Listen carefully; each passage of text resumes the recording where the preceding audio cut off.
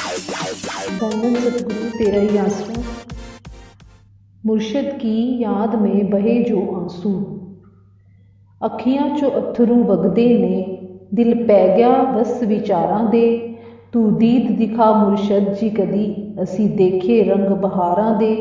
सानू ईद वांगू दीद चन्ना तेरी, मैं हंजुआं दी करां तसीब, तेरी याद इबादत मेरी। रूह की उपरोक्त अवस्था को शब्दों में पिरोते हुए शायर ने अत्यंत वैराग्यमयी वातावरण की स्थिति उत्पन्न कर दी है।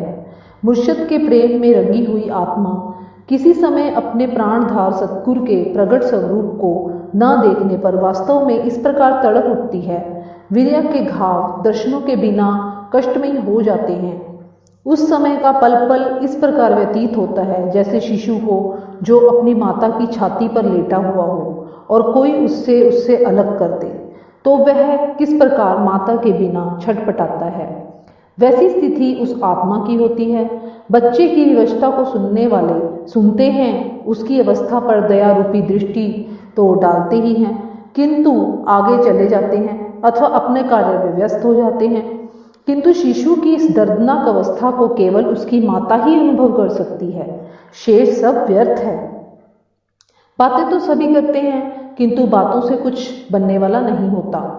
रूहानियत में एक सच्चे आशिक का स्वभाव अथवा फितरत स्वयं के अस्तित्व का अस्तित्व मिटाने से संबंधित है। वास्तव में सच्चा आशिक वही है जो अपने महबूब की याद को अपने अंतःकरण का अटूट दर्द बना लेता है। आंखें प्रतिपल विरह की वेदना को बताने का यत्न करती रहती हैं। इनका प्रत्यक्ष प्रमाण उन प्रेमी आशिकों के चेहरे से स्पष्ट होता है। वे मुर्शद की याद में सदा डूबे रहते हैं। सतगुरु के आदेशानुसार मानवता की सेवा के लिए अपने कर्तव्यों को निष्ठापूर्वक निभाते हैं, चाहे उन्हें कितनी दूर क्यों ना जाना पड़े। अपनी अनुभूति को एक प्रेमी ने इस प्रकार वर्णन किया है। तेरा इश्क महरमा रूह विच अंबरां तक बस गया है, हर रोज दे नशियां वांगू मेरे हड्डां विच रच गया है। वास्तविक प्रसन्नता का कारण सतगुरु के आदेश को मानना होता है।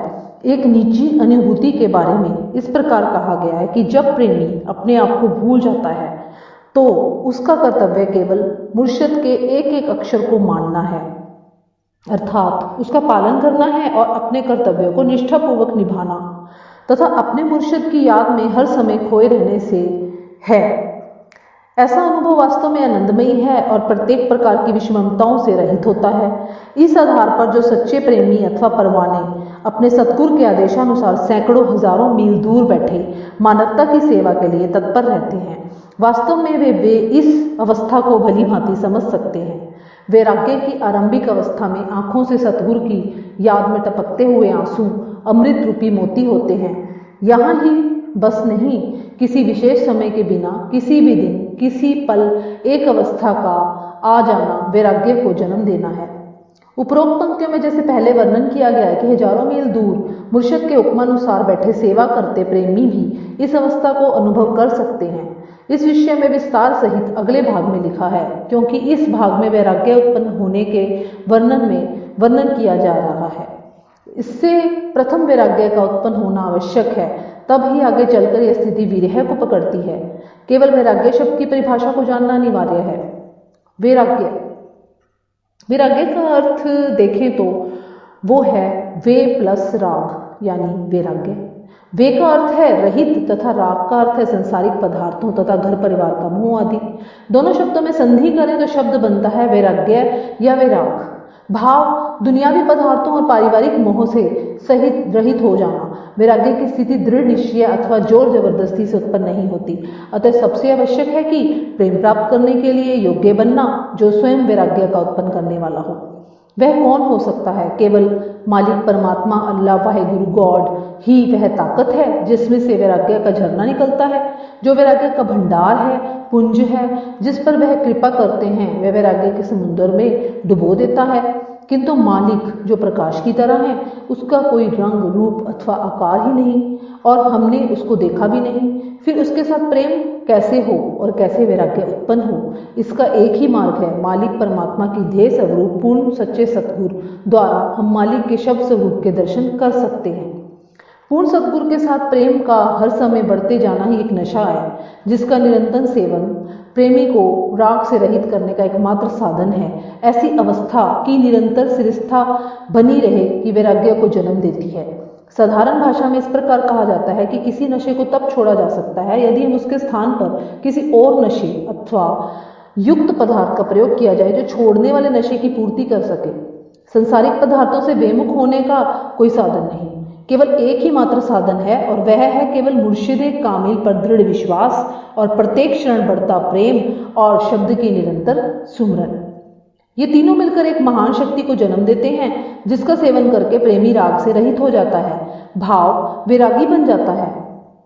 वैराग्य की एक और अवस्था है जो उपरोक्त लिखित स्थिति में पहले ही की है, और वह है एक प्रत्यक्ष वैराग्य में अनुभूति, जिस अनुसार आंखों से छलकता नीर गहरी अकह मोहब्बत का प्रतीक माना जाता है। इसी को ही वास्तव में प्रेम का मार्ग कहा जाता है। आंखों का सद्गुरु की याद में तर होना अर्थात रोना, यानी कि आंसू आ जाना, अर्थात हर छलक रहे आंसू का महत्व मुर्शिद के शब्द स्वरूप की ओर बढ़ता कदम है। ऐसा वैराग्य एक अमृत रस है जिसका सीधा संबंध मुर्शिद की याद में तड़पने से है। वैराग्य की उपरोक्त अवस्था एक ऐसा नशा है जिसका सेवन ऐसे आनंद की प्राप्ति करवाता है जो रूहानियत के शिखरों में से एक है। सतगुरु भी प्रेम के इस मंच पर ऐसी स्थितियां अथवा अवस्थाएं उत्पन्न करता है जो वैराग्य में बरबस आंसू टपक पड़ने के कारण बनती है। फिर प्रेमी एक विचित्र आनंद की अनुभूति करता है। इस प्रकार के अत्यंत आनंदमय अनुभूति को वह दुनिया का परवाह किए बिना प्राप्त करता है। इस अनुभव को प्राप्त करते समय प्रेमी का कोई वश नहीं चलता, नहीं तो समय और सांसारिक बंधनों को तोड़कर एक पल में ही सतगुरु के पास चला जाए। ऐसी स्थिति का एक सच्चा उदाहरण यह वर्णन कर रहे हैं। मेरा एक मित्र है जिसका नाम अजीत गिल है। हमने हजूर महाराज जी सच्चे पातशाह जी से नाम शब्द की दात एक साथ ही प्राप्त की थी। एक बार हम दोनों घर में बैठे विद्या अर्जित करने के विषय में बातचीत कर रहे थे। वह उस समय चंडीगढ़ में MBA की डिग्री प्राप्त करने में लगा हुआ था। वह 1 महीने के पश्चात यहाँ आया था। हम बातों में मग्न थे, पुरानी यादों को याद करके हंस रहे थे। इतने में मुख्य द्वार पर घंटी बजी। मैं देखने के लिए बाहर जाने लगा। मुझे ख्याल आया कि मेरे मित्र अकेला बैठा रहेगा। मैंने टीवी चला दिया। मैं बाहर चला गया। मेरे पिताजी दफ्तर का कर्मचारी उन्हें मिलने के लिए खड़ा था। पिताजी घर पर नहीं थे, अतः वह व्यक्ति संदेशा देकर चला गया। मैं जब वापस आया तो सामने का दृश्य देखता ही रह गया। टेलीविजन के किसी चैनल पर गीत गाया जा रहा था। थोड़ा बहुत मुझे याद है, पर वह इस प्रकार था, तुम मगर यूं ही नजरें मिलाते रहे, मैं कशी मेरे दर से कहाँ जाएगी, और यह सिलसिला मुकम्मल हो तो फिर बेखुदी मेरे घर से कहाँ जाएगी। मेरा मित्र सोफे पर सिर झुकाए बैठा था। उसके हाथ में हजूर पातशाह जी का स्वरूप था। वह किसी की परवाह किए बिना नीर टपका रहा था। पहले तो मुझे समझ न आया कि मैं तो ऐसे हंसते हुए को छोड़कर गया था, अब वह रो क्यों रहा है। मैं उसके पास बैठ गया और पूछने लगा कि टीवी पर गीत की पंक्तियां किस प्रकार आईं। तूने जो कुछ दिया वो खुशी से लिया, तुझको देखा नहीं फिर भी सजदा किया। इतना मजबूत है जब अकीदा मेरा, यानी कि पक्का इरादा, बंदगी मेरे घर से कहाँ जाएगी। तुम अगर यूं ही नजरें मिलाते रहे, मैकशी मेरे दर से कहाँ जाएगी। मुझे तुरंत वास्तविकता समझ आ गई। उसने पंक्तियां समाप्त होते ही मुझे छाती से लगा लिया और अधिक जोर जोर से रोने लगा।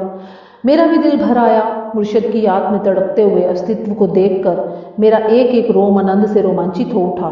मेरा मित्र विवश होकर आंखें छलका रहा था। वह इतनी इलाही नशे से भर गया होगा, इस विषय में कुछ नहीं कहा जा सकता, क्योंकि हकीकी इश्क की पढ़ाई के बिना कुछ अनुभव किए लिखे तथा तथ्य केवल एक शुष्क साहित्य से अधिक कुछ नहीं होते।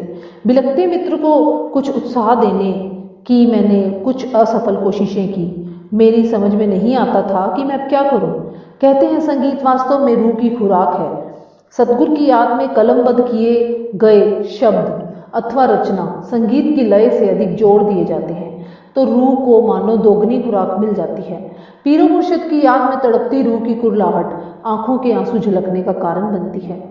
बिल्कुल इस प्रकार हुआ। मेरा मित्र अपने हाथों से सच्चे पातशाह जी के स्वरूप को दीवानों की तरह चूमने लगा, कभी हृदय से लगाए, कभी आंखों में, बस नीर बहाता ही जाए।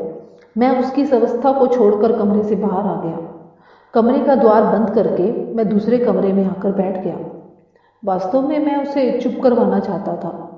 ऐसी अश्रु बहुत ही भागों वाले अथवा सतगुरु की अपार रहमत के चिन्ह होते हैं। इनमें रुकावट डालना मुझे बहुत गुनाह लगने लगा। वह लगभग 15-20 मिनट के पश्चात मेरे पास आया।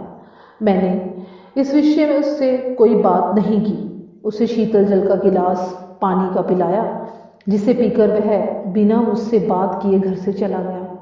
मैं उसे काफ़ी दिनों के बाद मिला, लेकिन उसने अभी दिल भरकर बातचीत भी नहीं की थी। न मालूम मैं उसे जाते को क्यों रोक ना सका। वास्तव में उसने 1.5 महीने से सतगुरु के दर्शन नहीं किए थे, जिस कारण से इकट्ठा हुआ दर्द, वियोग और वैराग्य का संवेदनशील लावा आंसुओं द्वारा उसकी आंखों से प्रवाहित हो रहा था। एक प्रेमी कितने सुंदर शब्दों में लिखता है, सदरा दे चा सारे नैना विच घुल गए, भुला देंदे निजदा वकार ए अथरू, तेरी याद वाला जदों जोर पिया दिल उत्ते, पलकां दे बंद तोड़ आ गए ने अथरू।